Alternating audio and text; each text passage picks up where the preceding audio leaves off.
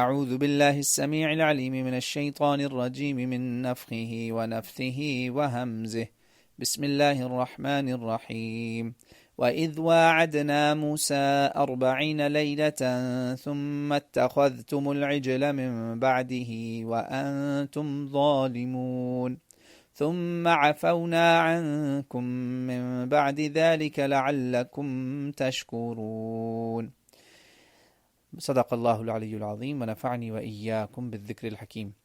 محترم دینی بہنوں بھائیوں، اللہ تعالیٰ نے سورہ بقرہ کی آیت نمبر 51 اور 52 میں بنی اسرائیل پر اپنے بہت بڑے عظیم ترین کچھ احسانات مزید ان کا سلسلہ شروع کیا اور یاد کروائے انہیں کہ یاد کرو وہ وقت جب ہم نے موسیٰ علیہ السلام کو 40 رات کے لیے بلایا، وعدہ کیا، یعنی ملاقات ہوئی، جو وہاں جب اللہ تعالیٰ سے گفتگو ہوئی، ہم کلام ہوئے، وہ سارا واقعہ آگے تفصیلات بعد میں آئیں گی. تو اللہ نے یہاں پہ مطلب اشارہ ہو رہا ہے نا کہ میرے احسانوں کو یاد کرو، تو وہ معلوم ہے ان کو ساری باتیں، تو بس یہاں اشارہ ہو رہا ہے. تو مختصر ترجمہ میں آپ کو اس کا بتاؤں گا، سادہ انشاءاللہ کوشش کریں گے جتنا سادہ انداز میں ہو سکے. تو کہا کہ جب یاد کرو وہ وقت جب ہم نے وعدہ کیا موسیٰ سے 40 رات کا، پھر تم نے جب اس دوران موسیٰ علیہ السلام کو جب بلایا ہم نے، اس دوران پیچھے سے ان کے بعد تم نے بچڑے کو خدا بنا لیا، اس کی پوجا کرنی شروع کر دی، اور بڑے ہی تم ظالم تھے. تو اس کے بعد اللہ تعالیٰ کہتے ہیں پھر بھی اس ایسا گناہ جس پہ تمہیں فوراً ہلاک کر دیا جاتا، عذاب آ جاتا، بجائے اس کے میں نے تمہیں معاف کیا. اللہ تعالیٰ کہتے ہیں ہم نے تمہیں معاف کر دیا، حالانکہ اور اس پر تاکہ تم ہمارا شکر کرو، احسان مانو اللہ تعالیٰ کا. تو یہ جو 2 آیات ہیں نا، اس میں انشاءاللہ یہ جو مضمون ہے نا، یہ قرآن پاک میں کئی جگہ اس کا ذکر ہے.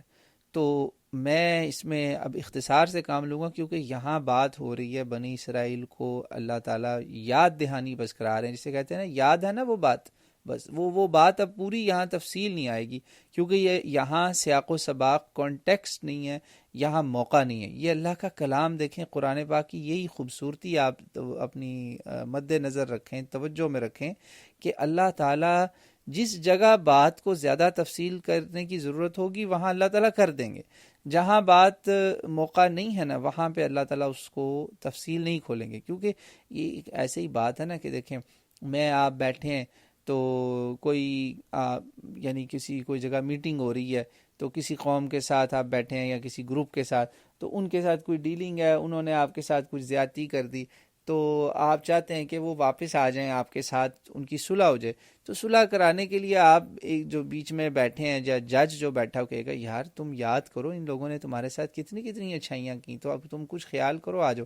اب وہ یاد کرو وہ جو بات ہے نا، اس کا مطلب ہوتا ہے انہیں پتہ ہے سارا، انہیں معلوم ہے. تو یہاں پہ اس کی ضرورت نہیں ہے کہ وہ واقعہ پورا کا پورا جسے کہتے ہیں نا وہ چیپٹر دوبارہ دہرایا جائے. تو یہ ایسے ہی ہے جیسے کوئی آپ ایک اور مثال لے لیں، کوئی بہت ہی مشہور و معروف شخصیت ہو اور بڑے محقق ہوں، مفسر ہوں، بڑے وہ کام کرتے ہیں، اور اچانک سب چھوڑ دیں، تو ان کو اگر آپ دوبارہ بیک آن ٹریک لانا ہو تو کہتے ہیں یار آپ کو یاد ہے فلاں جگہ آپ نے کتنا اچھا وہ بیان کیا تھا، کیسا کام کیا تھا، یا کتنا زبردست آپ نے تھیسس یا ریسرچ لکھی تھی، تو آپ آئیں نا دوبارہ پھر کچھ شروع کریں. تو اب وہ یاد ہے میں سارا اس بندے کو پتہ ہوتا ہے، اس کو ایک یاد دہانی کرائی جاتی. تو یہاں بھی اسی قسم کا معاملہ تھا کہ اللہ تعالیٰ نے بتایا کہ یاد کرو جب موسیٰ وہاں گئے تھے. اب وہ بھی تو بہت بڑا اللہ کا احسان تھا نا، جو موسیٰ علیہ السلام کو بلایا کوہ طور پہ خاص، وہاں پہ اللہ تعالیٰ کی طرف سے انعامات ہوئے، تورات ملی، کتنا زبردست تحفے اللہ کے وہاں عنایتیں ہوئیں، اللہ کا ڈائریکٹ کلام موسیٰ علیہ السلام سے، کلیم اللہ وہ بن گئے. تو وہاں پہ اللہ نے موسیٰ علیہ السلام کو نئی زندگی بھی بخشی. یہ تھوڑا احسان تھا کہ آپ کے لیڈر کو اللہ تعالیٰ نے نبی کو واپس بھیج دیا، ورنہ اللہ چاہتا تو موسیٰ علیہ السلام کی وہیں وفات ہو جاتی، ان کی زندگی وہیں ختم ہو جاتی، مگر اللہ تعالیٰ نے ان کو دوبارہ زندہ کیا اور واپس بھیجا، اور ادھر پیچھے سے انہوں نے یہ کام شروع کر دیا. اور اس کام پر بھی چاہے کہ ان کو اسی وقت عذاب ہو جاتا، فوراً نہیں اللہ نے عذاب کیا، بلکہ یہاں اللہ نے کہا میں نے تم پہ عافیت کی. اب یہ لفظ جو عافیت ہے نا، اس کی تھوڑی سی وضاحت ضروری ہے. عافیت کا مطلب ہوتا ہے معاف کر دینا، سزا نہ دینا، انتقام نہ لینا. اس کی مثال سورہ آل عمران سے ملتی ہے.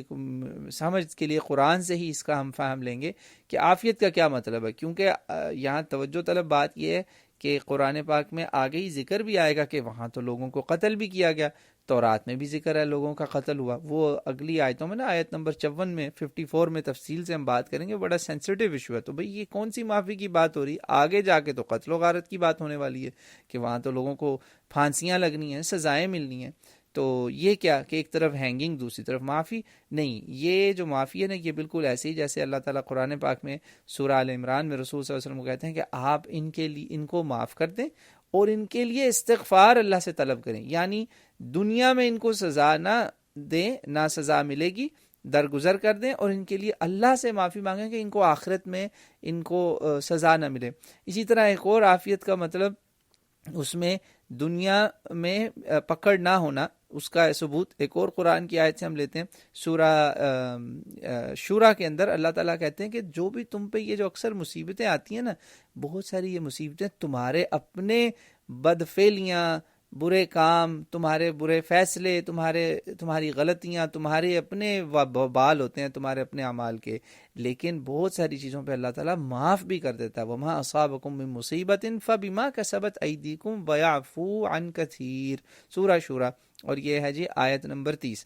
تو یہ وہ معافی ہے جس میں دنیا میں اللہ تعالیٰ انتقام نہیں لے گا، سزا نہیں دے گا. اور اکثر معافی کے ساتھ ساتھ جب مغفرت کا ذکر آ جائے نا تو اس کا مطلب ہے پھر آخرت میں بھی معافی ہو جائے گی، یعنی وہاں بھی مغفرت ہوگی، آخرت کا عذاب بھی نہیں ہوگا. تو اس کا ثبوت قرآن پاک میں وضاحت سے ہے کہ جب یہ لوگ توبہ سے پہلے ان کو ریئلائز ہوا نا کہ یہ کیا گناہ کر بیٹھے ہیں، بچڑے کی پوجا کرتے رہے. وہ بچڑے کی پوجا میں بڑی لمبی لمبی باتیں ہیں، وہ پھر آگے آئیں گی سورہ اعراف میں، سورہ آل عمران میں. یہاں مختصر بتا دیتا ہوں کہ سورہ اعراف میں اللہ تعالیٰ ذکر کرتے ہیں، بتاتے ہیں ہمیں کہ وہاں پہ یہ ان کے ساتھ یہ جو معافی ہوئی نا، کیسے ہوئی یہ معافی؟ ان لوگوں نے کہا کہ یا اللہ یہ ہم تو بڑا گناہ کر بیٹھے ہیں، اگر ہم پہ ہماری مغفرت نہ ہوئی، رحم نہ ہو تو ہم تو تباہ ہو جائیں گے.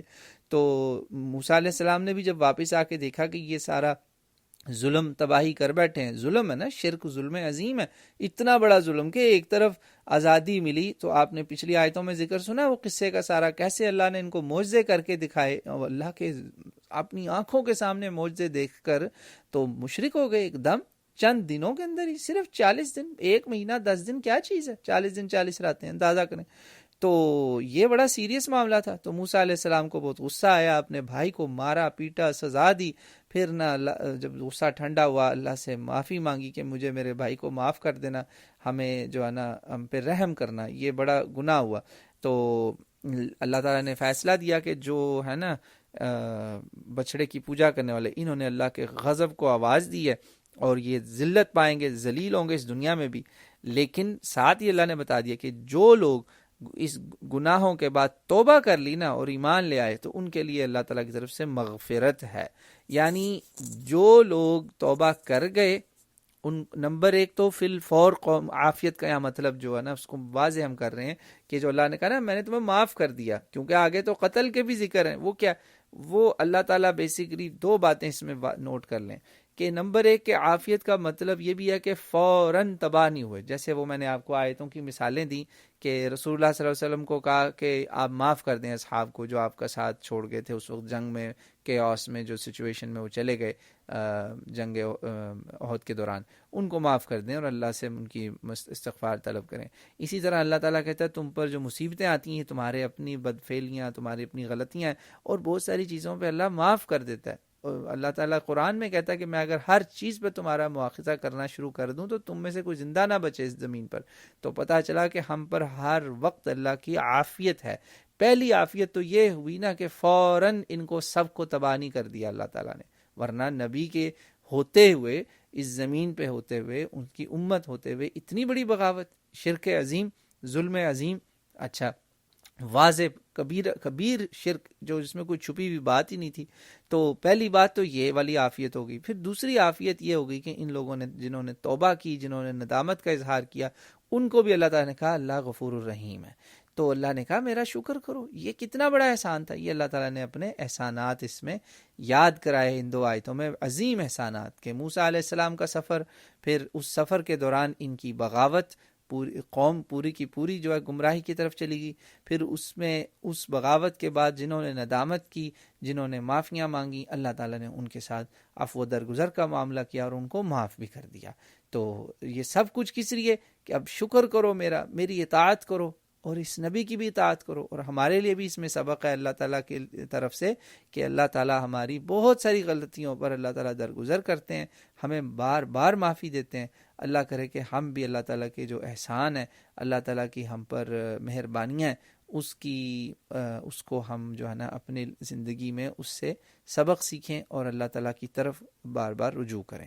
واللہ اعلم.